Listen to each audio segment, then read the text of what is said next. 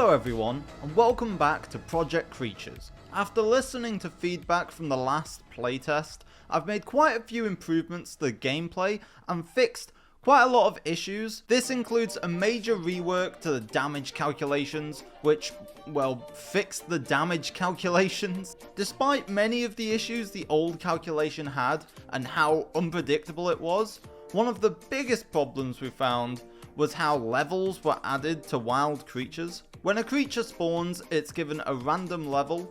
Its stats are then leveled up to that level, or it's meant to be leveled up to that level. Because I messed up one small part of the blueprint, the level of the creatures and the level of the creature's stats were not the same, meaning you could face a level 2 Hopskick with level 50 stats. This is fixed now, but was quite a funny find after hours of trying to find out what was happening. The other issue was a small little mistake that I made, which took 6 days to notice. Instead of doing the calculations as a float variable, I for some reason had it set to an integer, meaning 0.7 and 1.4 would just be 1, which is a massive issue when it comes to a damage calculation based around incredibly small numbers. But eventually, after multiple meltdowns and about a week, all of that was fixed. Another thing I fixed was the typing system. This wasn't implemented before, so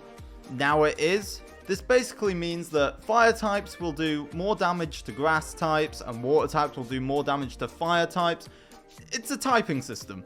I also adjusted all the creatures' stats to work with these new calculations. Creature health bars have now been fixed, making them now disappear at a distance. This was also added to damage counters, so you can't see people's damage from across the map. I then implemented a save system that saves all players on the server and not on the client, meaning people can't just cheat. This is a small addition, but pivotal to the game and took about a week to get working.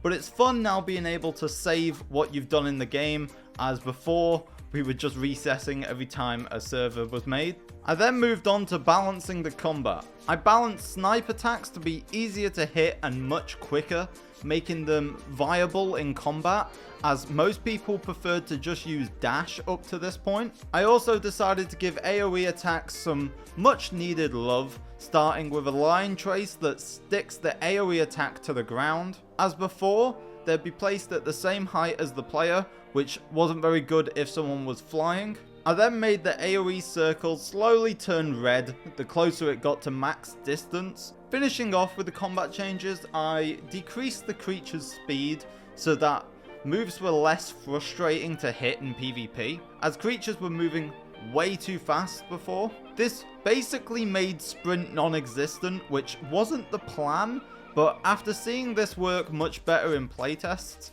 I need to think about what the agility stat will actually affect. The main way of moving quickly right now is the evade button, which pushes you forwards. This is balanced out by the fact your stamina drains from using it, making you unable to use certain move types if you evade too much. A gliding system has now been added for flying types, giving their wings a reason to be there. The creature hospital had its red cross removed, as apparently it was violating the Geneva Convention, and if I tried to make it a white cross with a red background, then it would just be Switzerland.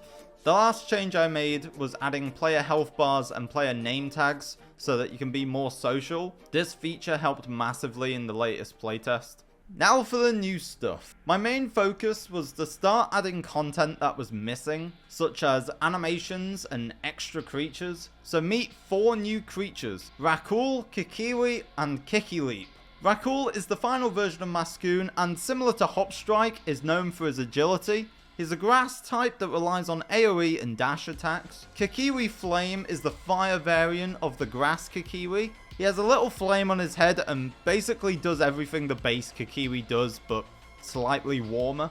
Kikileap has had both of its variants added, with its grass and fire versions both being fully animated. They are some of my favourite creatures, and it's great to see them finally in the game.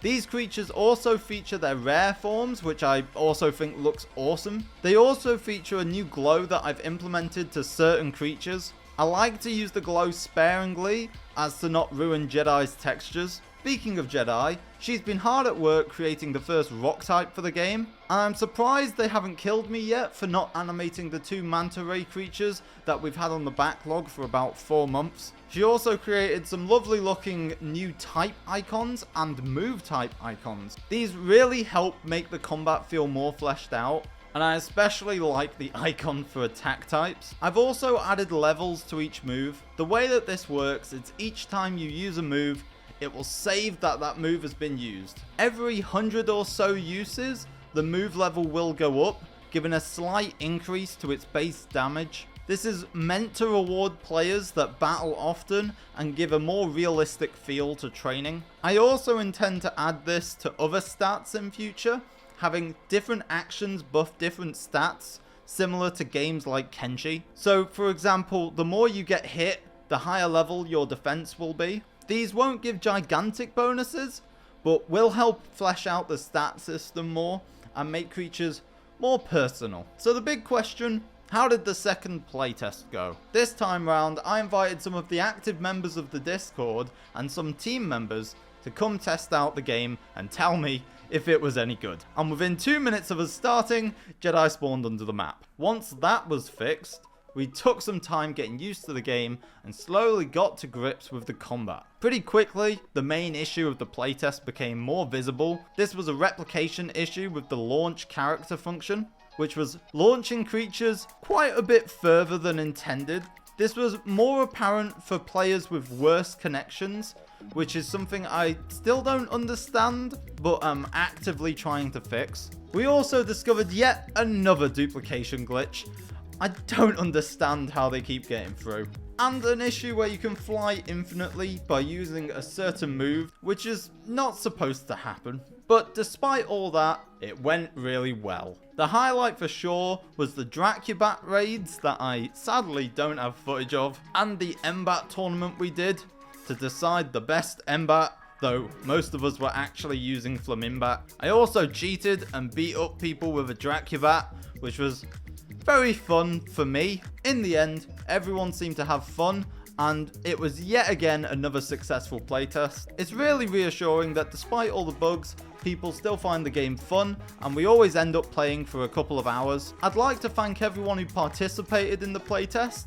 I get very anxious on playtest days, but everyone was really patient and kind, and I appreciate that so much. I make games like this so people can have fun, and it seems like everyone was enjoying themselves. Even Amber, who just sped around like the Flash because of the launch character glitch. The combat system still needs a lot of work before I can move on, but it's looking miles better than it did last time. Once I have the combat and stat systems working to a good level, I plan to finish aquatic combat. It's almost there, just need some tweaks and fixes to really get it working. I then want to fix enemy pathfinding to stop the spinning and allow aquatic creatures to actually swim about. And then I'll move on to the fun stuff. I plan to work on boss creatures with boss raids.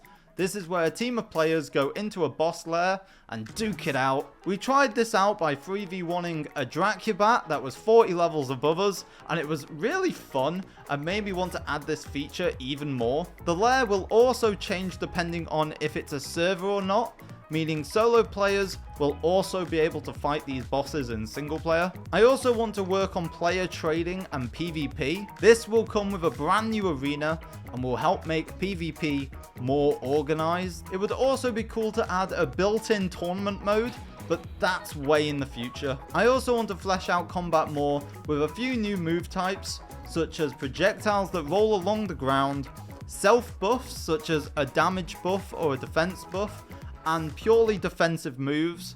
And the last thing I have currently planned is player inventories and shops. This will allow players to buy healing items and capture attempts, adding even more gameplay, and maybe will actually allow some character customization finally. And that's all I've done so far. Thank you guys so much for the support on the last devlog. It was insane how much support it got. If you want to wishlist the game on Steam, then links are in the description. I'll put a public beta out once it hits 10,000 wishlists. It's got quite a long way to go which is probably good for me as the game is not ready for a public beta yet. If you want to chat with us about the game, give ideas and suggestions, and even get chosen to be part of a playtest, then join the Discord. We love having new people. Thank you guys for watching. Like and subscribe. Yeah, bye. Oh, it must be... Hello. See you around. Oh my god. Yes! Yes, come on! No! Yes! No, Batman, please. Batman, please. Batman, I'm begging. That's it. You leave me no choice. Oh no. Oh. Oh no.